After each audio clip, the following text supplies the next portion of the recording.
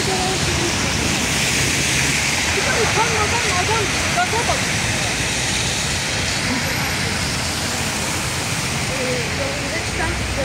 Bu arada gitsen de senin